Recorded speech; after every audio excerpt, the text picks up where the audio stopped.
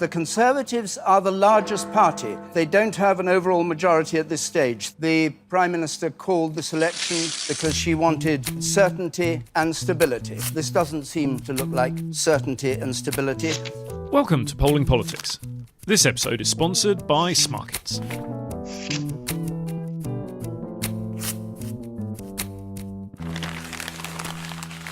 I'm Joe Twyman, co-founder and director of Delta Poll. And I'm freelance journalist Marie Lecomte. Our guest this week is journalist Nicky Woolf. Hello, Nicky. Hi there. Now, Nicky is editor of New Statesman America. He also previously wrote for The Guardian, and on his bio, he puts that he is not Harry Styles' dad. Yeah. It strikes me that that's exactly what Harry Styles' dad would say. Well, that is because I did once, one of my first weekends in New York, I managed to convince a bar full of people that I was Harry Styles' dad, and then got free drinks every time I went back to that bar and started to feel quite guilty about it after a little while. So it's just guilt. It's just guilt, that's yeah. prevented you from doing it. Oh, we'll come on to talk about America, but first, the news in Britain. And inevitably, of course, we have to start with Brexit. And good news, Marie, it looks like we may be headed for a delay. This week, Yvette Cooper's amendment was defeated. That would have postponed Brexit if no deal was reached by the 26th of February.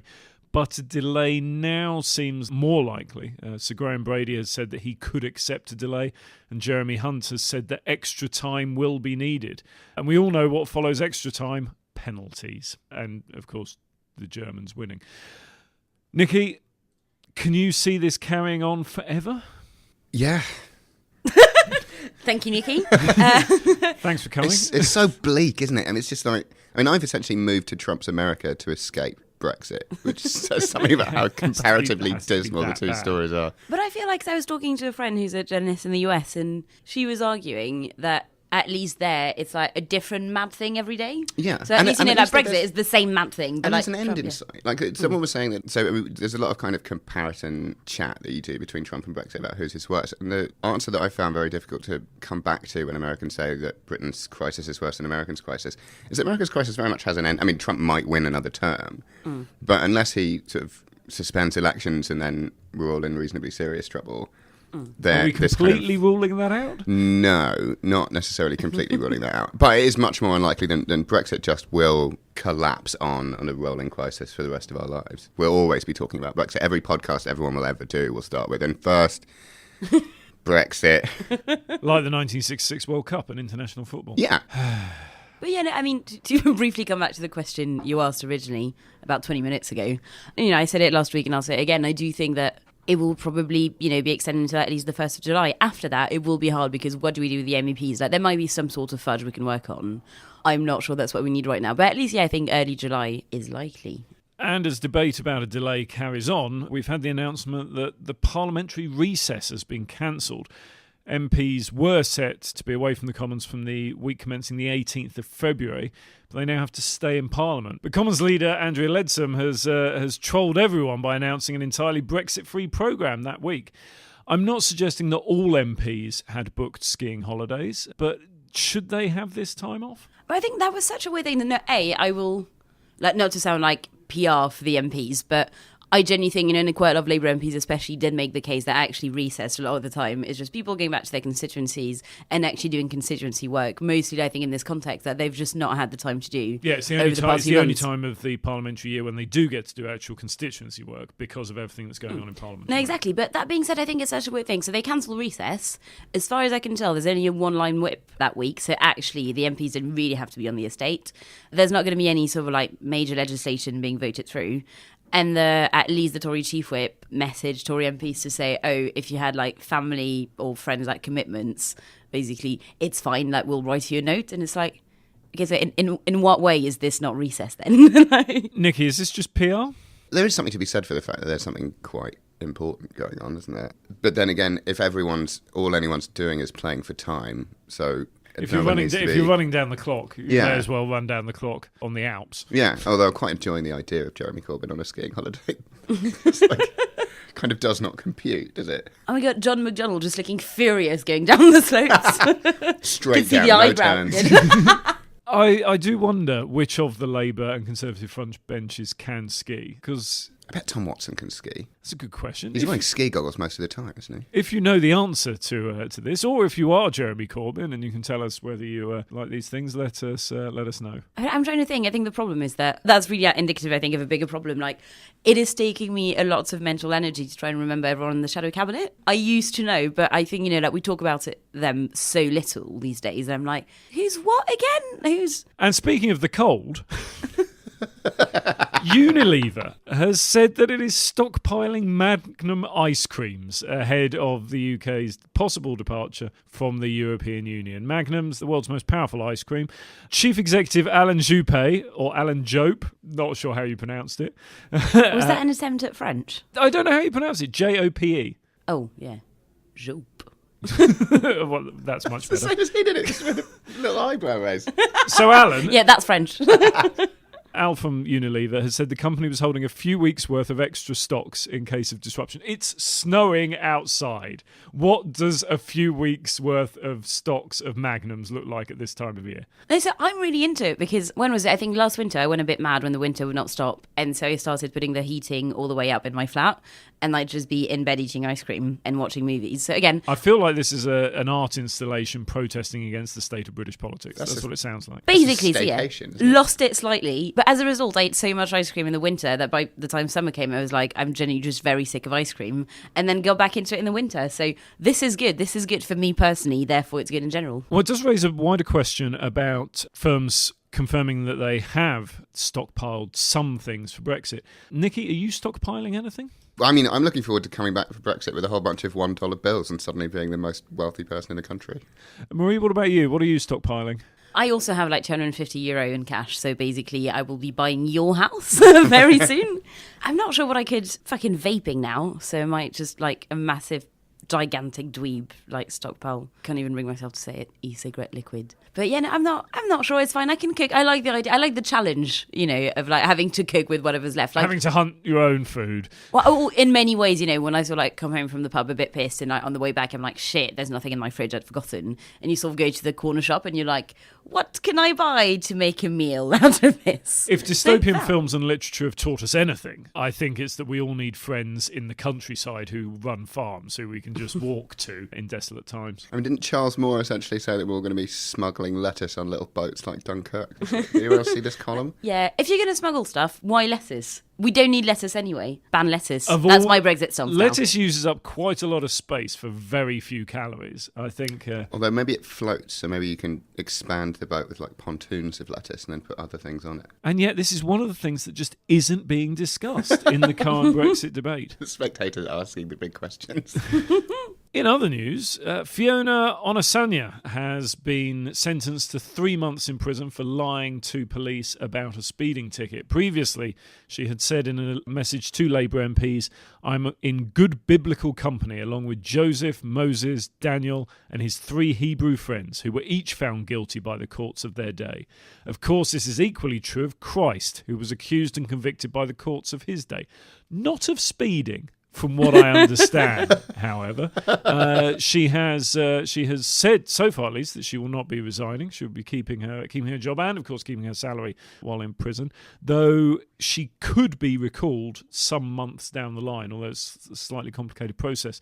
Marie, should she be resigning? I think she should, but I actually I didn't know about this, but it turns out that as an MP, you can get convicted of a crime and go to prison and remain an MP. I think you have 12 months. 12 months. Yeah. So I love the idea of whoever devised that line, be like, okay, so MPs can do little crimes, just a bit of crime, and they can remain MPs. But bigger crimes, no. But I like the idea that that they've got that space to be like, if you just want to get involved in the smaller side of crime, if it's for your own, if the crime is for your own personal use, no, exactly. Like ginormous crime. The reverse bell curve of crime. Like you can do the huge crimes or the tiny crimes, but not like the medium crimes. Like that's how I live my life as well. So yeah.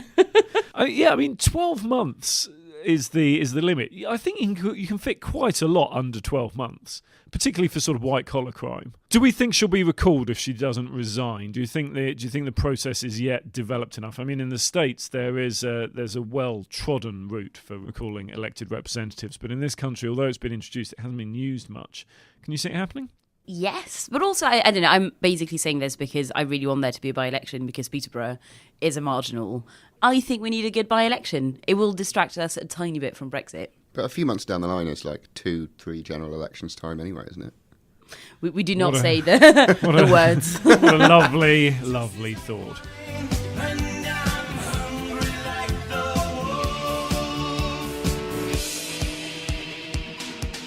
We're joined now for our weekly chat with Sarbjit from Smarkets. Hello, Sarbjit. Hi there. So we're going to go through a whole host of stuff today as there's loads of possible things swirling around. Let's start with the main question, Brexit. Do we have a market on when we will leave, and what is it showing?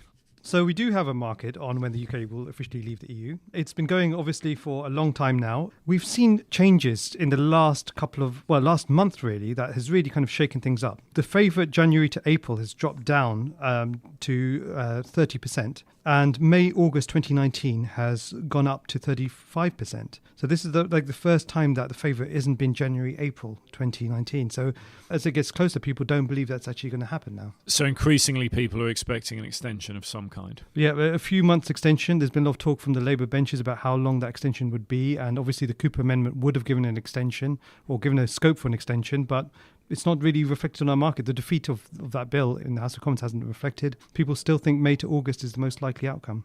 Inevitably, then, that leads to the question about Theresa May's exit date, as that may be closely tied. What are the markets showing on that? That's showing 2019 as a strong favourite, 61%. 2020 is the next one at 21%. And they're the two really in contention. 2019 contracts have been rising throughout the whole year, and that's the clear favourite. So she's a dead woman walking, it's just she's walking quite slowly. I seem to have a sense of déjà vu about this. I may have made that joke before. But more that she doesn't seem to be able to leave or to recognise defeat when staring in her face. So she's there for now. 2019 is the strongest favourite, and that's what the market is saying. Well, if nothing else, you do have to admire her resilience. If she were ever to leave, there's the question about who would be the next Tory leader. Now, this is a market we've been following closely over the last few weeks, and there's been a lot of movement consistently. What's it showing most recently? So most recently, Michael Gove is back on top with last trade price around 16%, now on 17%. Boris Johnson is at 14%. So Michael Gove has been on top since about mid-January onwards and is staying in position. Boris Johnson has also stayed in where he has. No one's really trading him at the moment.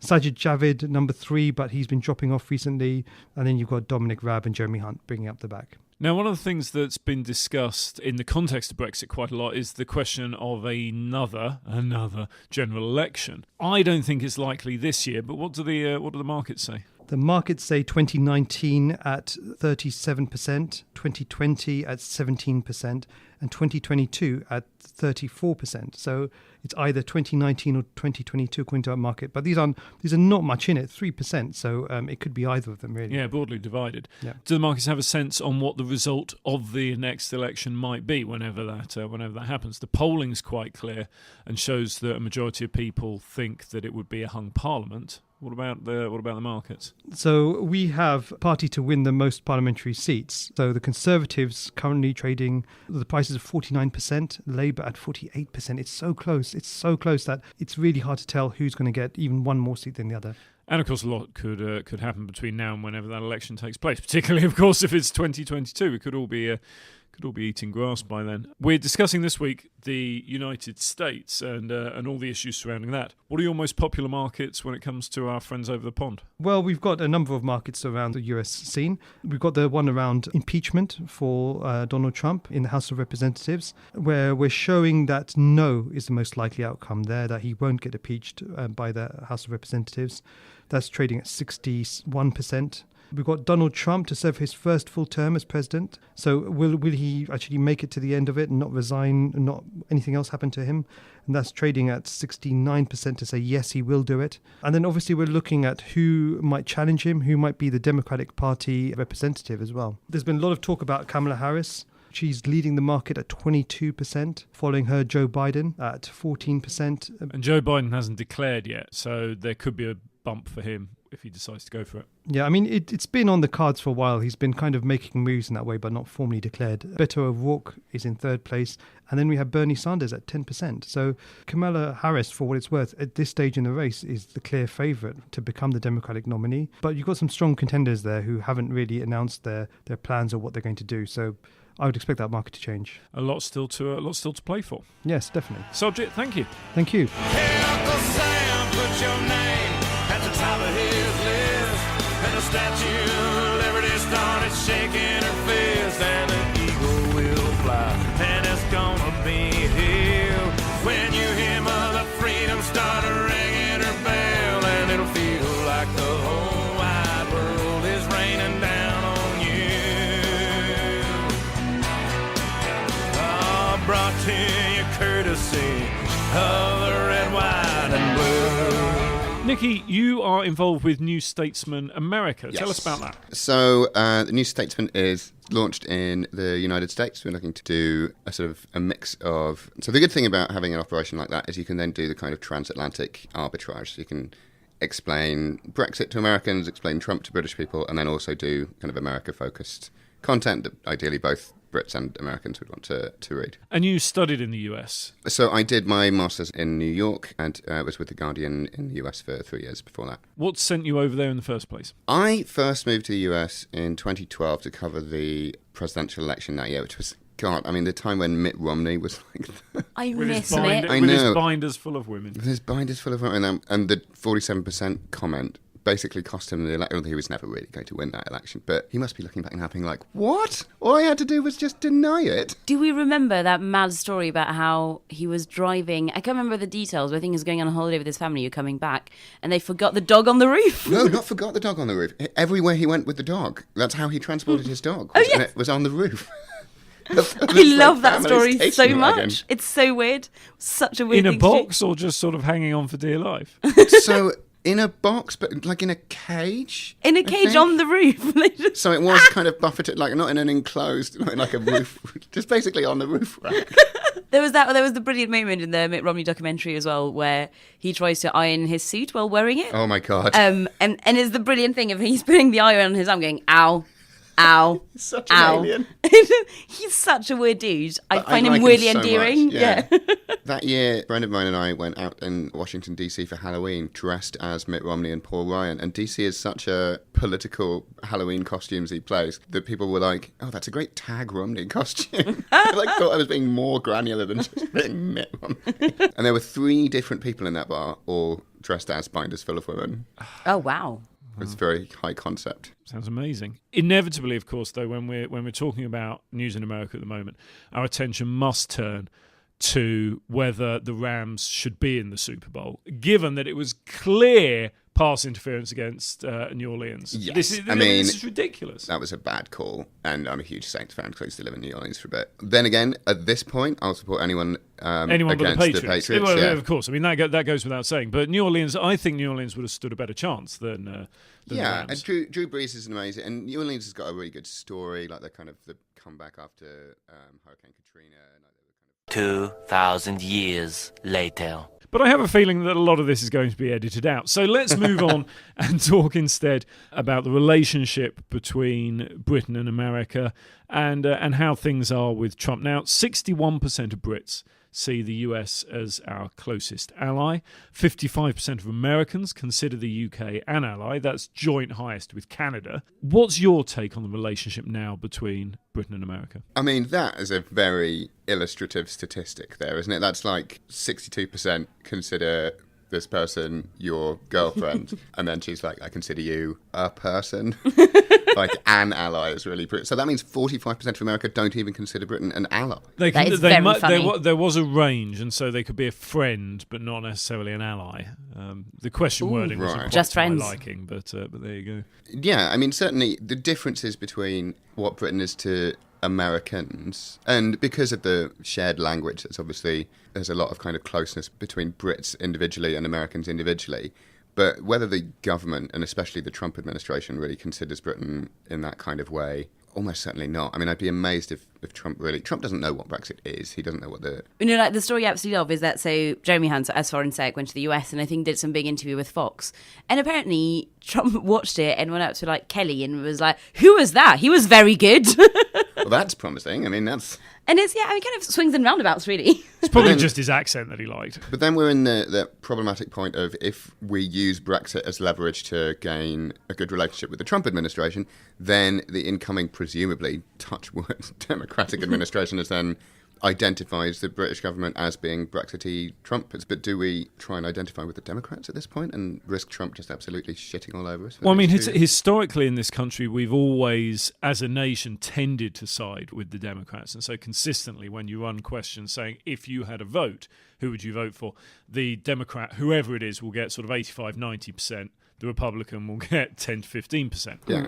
But then I think what's really interesting in that kind of dynamic is that under the kind of like Cameron and Osborne years, they were definitely like quite close to Democrats, obviously different because Obama was in power, but still there were clearly A, people who I think deeply cared about US politics, and B, were kind of very sort of like democracy. But Theresa May's administration is not the same. So I think she went to speak at a sort of like, I can remember, I think it was like a state Republican gathering last year, I believe, or like a bit longer than that. So like clearly that tie doesn't exist anymore. Like it's a, with a different flavour, I guess, of Conservative Party in power. I always got the impression that George Osborne and David Cameron et al. Grew up devouring the West Wing. I don't get that impression about Theresa May. I don't think she watched it. She probably doesn't watch TV. What did Theresa May grow up devouring then? I mean... like some really boring books. But not even, because actually she doesn't really strike me as a bookworm. I think she just sat in the corner. That's the like saddest story about Theresa May when she was a kid, wasn't it? That her parents didn't want her to join the Conservative Party, and so in secret she went to her local association to stuff envelopes at like 16. That's what she did behind her parents' backs. So rather than watching The West Wing, she was stuffing envelopes for the Conservatives. I mean, there is something to be said for the idea that the West Wing has done extraordinary damage to an entire generation of young left-wing people, and that they've come into politics with this idealism that reaching out to the other side and soaring speeches and all of this stuff is exactly what you need in politics. And it's ironed out all of the cynicism in a whole generation of operatives, and so they just lose. And this is what you get, the people who are like the Pod Save America types, who just don't know. Pod Save America, for our listeners, is the podcast run by John Favreau, Tommy Vitor, and John Lovett, who were three operatives within the Obama White House. It worked during the Obama administration, but also it meant that the Obama administration missed a fair few kind of open goals. I mean, especially in the first 2 years of the administration, when they had both houses of Congress, there was such an opportunity to just ram some stuff through. And instead, they kept reaching out to the other side with this idea that, later on... And instead, Mitch McConnell just took. And then as soon as they were in power in the Senate, it was like, no, not giving you any judges, not giving you any legislation, nothing. Like as if they'd rammed something through anyways. But I think in the UK, we've kind of had the opposite where, and that's obviously a newer generation, but we've clearly... had the thick of it, exactly. And then so you have so many people who seem to assume that basically the way to do politics is to be entirely cynical and not really care about anything and like just plot a lot, just plot all the time and also be really shouty at people. And it's like, that doesn't work either. Like there should be a sort of thing where like if you watch one, you have to watch the other, both preferably at the same time, and then go, okay, aim for something in the middle if you want to get in this. I do have a sense that there's a real problem that some people some senior people in British politics believed, or at least believed in the past, that The West Wing basically was a documentary, and so to deal with the Americans, you needed to address them in the way that show played out. That hasn't seemed to have been hugely successful in either the Obama administration or the Trump administration. Although, so the Democrats have finally, in this new Congress that's come in, seem to have worked out how to do opposition, which is a kind of the sort of two-pronged approach that the Republicans have been doing, which is you have the kind of actual power base led by Nancy Pelosi just absolutely stonewalling, and then you've got the kind of outriders led by Alexandria Ocasio-Cortez who are just taking potshots all the time, and it's driving Trump mad. It's absolutely fantastic to watch. And he doesn't really know how to deal with either Pelosi or Cortez. No, he's got no clue, and I think it's no accident. It's probably just because they're both women, and he's really not used to women in positions of power. I absolutely, there's nothing I've been loving more in the past few weeks than like Republicans keeping like trying to own AOC. And each time just failing so hard because she just becomes like cooler, more relatable with each thing. And it's like, please continue forever because this is a joy to watch. Yeah, like that dancing video. And it was like kind of weird, obscure... It wasn't like a Republican Party attack. It was some obscure Twitter account posted this video implying that Alexandra Ocasio-Cortez wasn't suited for government because she'd done this video in college, I think, where she was dancing. And they posted the video, and it's just the coolest thing you've ever seen. People who dance in college. But it's not even like But lame it's the politics Breakfast Club, so dancing. they redid the Breakfast Club dancing thing. Oh, and it's right. like, okay, so like great like pop culture reference, which, you know, a lot of people will have seen. She looks fantastic. She looks like she's having fun with her friends, and it's like, and that is bad. Okay, right. And this, of course, leads us inevitably to discussion about the shutdown. And now the shutdown has, of course, now itself been shut down, if only temporarily. Explain to us, what is a government shutdown in the US sense? What would the equivalent look like in the UK? So the difference between the US and the UK is that the branches of government are separated out. So the executive, which in the UK is the Prime Minister and her cabinet, which all come from the legislature, is separate. So in order for the president to run the federal government, which is the executive branch, which includes sort of everything from the National Park Service to the branches of the military to, you know, the Coast Guard and everything else besides, the legislature has to pass a regular set of budgets in order to give them the money to do that. So the Congress holds the purse strings. And when there's a clash between the executive and the legislature over the contents, so the president will come and present his budget, and then the Congress has to pass it. And in this case, Trump presented a budget which included $6 billion to pay for his border wall. Which Mexico is going to pay for. Which he said Mexico was going to pay for the whole way through the campaign. And then, so Nancy Pelosi, who's now newly minted Speaker of the House, said essentially, no. And then there was this weird clash on Capitol Hill where Trump said, you know what, during a shutdown, everyone is like pointing fingers. That's how it traditionally goes. But Trump cracked really quickly and said, you know what, yeah, I'm proud to shut the government down over this border wall. And you could see the looks on Chuck Schumer, who's the minority leader in the Senate, and Nancy Pelosi's face just going, I can't believe he actually said that.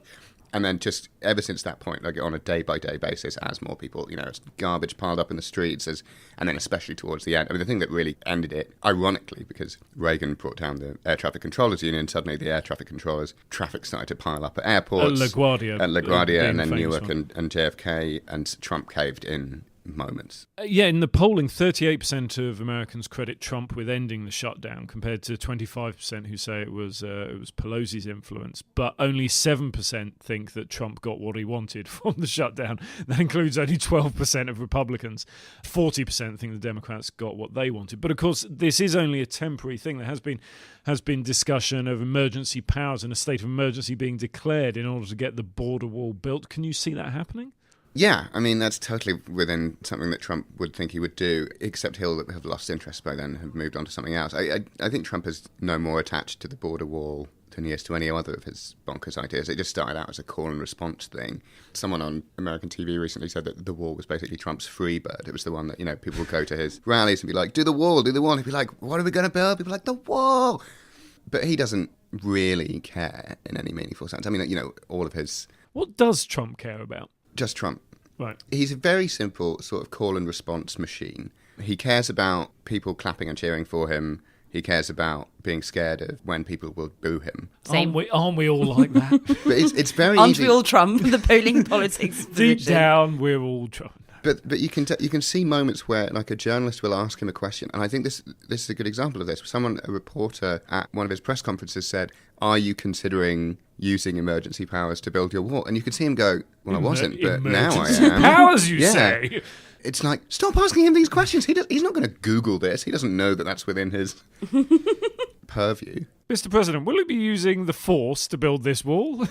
No, but like it's to the point where if someone would stand up and go, Mr. President, congratulations, like you're getting loads and loads, like everyone loves your Medicare for All policy, he'd be like, oh yeah, we're doing Medicare for All, and then you've just built an NHS in America. Well, there's like a very obvious solution then. Why doesn't someone stand up and say, Mr. President, I visited your wall today. It was magnificent. Congratulations on that. There is no way that wouldn't work.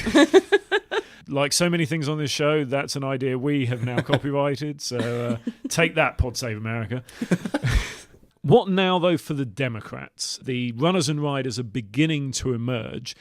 Do they have someone that can win the presidency? Do they have someone that can win in Pennsylvania? I mean, all of the polling that's come out show that so far they don't have anyone that would lose. Trump polls against every declared Democrat and sort of a dozen non-declared Democrats, Trump polls in the early 40s. So there's a couple of interesting candidates. Kamala Harris seems to be the most like proper, well-rounded actual candidate of them all. Elizabeth Warren is also very good, although there's a lot of feeling that she might have missed her. When you're on kind of a perfect run in American politics, you kind of have to grab the ball and go. One of the things we know about polling for candidates is that when they announce, they get a big boost, and some, very few, can carry that through. Others just drop right back. So the useful metric, though, with Kamala Harris is that other than Alexandra Ocasio-Cortez, there's no other Democratic candidate, and Alexandra Cortez obviously not a candidate, not eligible for another 6 years, because the presidency is the only office in America with a minimum age requirement of 35. A minimum, but not a maximum. Not a maximum, and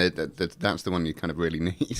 Other than Alexandra Ocasio-Cortez, no Democrat has nearly as much Twitter engagement as Kamala Harris, and that's sort of like a rolling poll with a really big sample size in some ways. And she's a former lawyer. She was heavily involved with the issues over Brett Kavanaugh and the Supreme Court, and so she has that visibility factor. Yes, so she's the senator from California. She's done a lot of really good work in Senate committees. She's a former prosecutor. Now, like old American doctrine would say that out of the two different types of court lawyer you can be, which is a prosecutor or defender, it's better to have been a prosecutor because in campaigns people come after you for, defending murderers and letting criminals go free otherwise.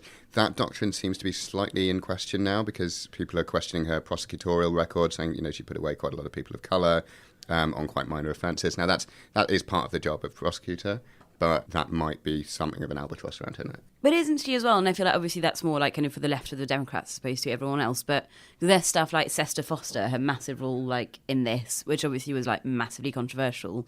And I think people kept talking. So I think there was stuff around trans rights as well. She wasn't great on. There was, and obviously, her career as a prosecutor, there's quite a lot of stuff where she was clearly like tough on law and order. So do you think she could actually get selected as a candidate? Because admittedly, I think that the people I follow on Twitter and I kind of see their opinions in the Democrats are probably skewed towards the left of the party. But so do you think she could have the numbers, even though I think she is quite controversial among the more left? I mean, so the problem with how this primary is going to play out is that after the Bernie Sanders debacle in 2016, there was a lot of outcry about how the primaries worked. Specifically with regards to superdelegates. Specifically both with regards to superdelegates and with regards to state being winner-take-all. So there were a lot of states which were very close, but which, because Hillary won by, 2, 3, 4 percentage points, she got all of the delegates from that state.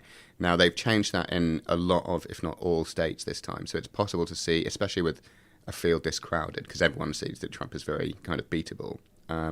You might end up with a sort of mirror image version of the Republican primary in 2016. 17, 18, 19 candidates, and no one really all polling at 5%. All polling at 5%, and then that is a situation which kind of encourages the slightly more wacky candidates to stand out because they're the ones that are getting all of the media attention.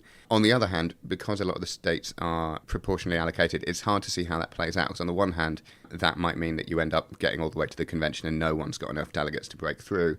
On the other hand, that means if you get to the convention and everyone's horse trading and wanting everyone to pledge their delegates to them, it might encourage the candidates to be nicer to each other because they might want their delegates down the line. So it's kind of difficult to know how that's going to play out. If you were a Democratic strategist, would you say it was better to have a man or woman up against Trump, all other things remaining equal? It depends on the individual candidate. I think for narrative reasons, it would be like the perfect ending to this would be Trump being beaten by a woman, right? Like that's how we want it to end. If the polling suggests that America's got a better chance of getting rid of him with someone like Sherrod Brown, the populist Democratic senator from Ohio, just won his re-election by 16 points, which is 10 points clear of the Ohio polling.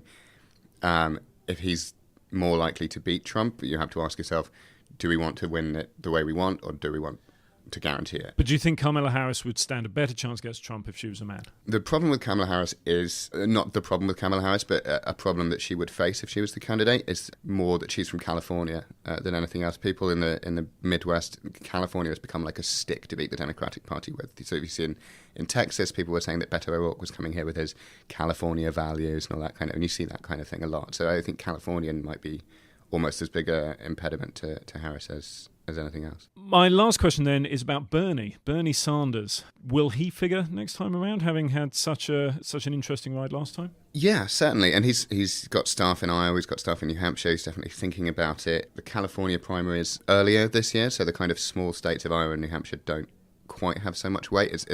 So the other thing that's changed is this kind of California being, I think it's now the 6th primary, so it's possible for a candidate with big kind of backing, like someone like Kamala Harris or Liz Warren, to say, I'm not even really going to bother with New Hampshire and Iowa.